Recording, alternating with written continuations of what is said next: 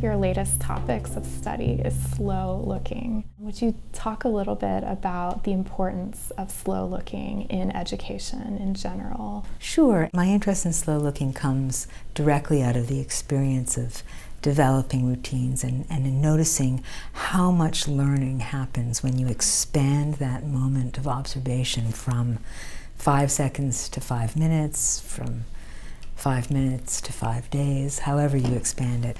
I've had to define what I mean by slow looking. So when I think about it, what I have in mind is just taking the time to look beyond a first glance. And that needn't take very long. It could take a long time, but this idea that we take in the world really fast and that there's value in sort of stepping back and deciding to look again.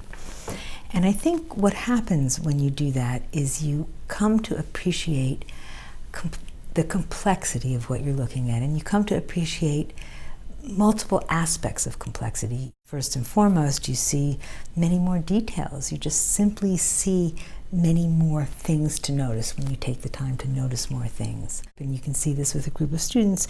You hear what other people are noticing, and you start to see things from different perspectives, and you start to understand that there's some complexity of perspective in the way that you're looking at works of art, that it's not just what you see, but what other people see as well, and you start to understand that.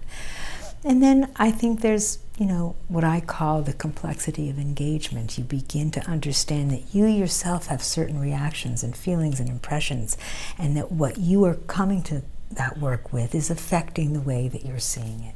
So I think that you can sort of begin to enter these different kinds of complexity just by expanding that moment of looking. And again, as I mentioned earlier, it's a very high payoff for a relatively short investment. To put it in sort of cold terms. That makes a lot of sense. Thank you. It's really helpful.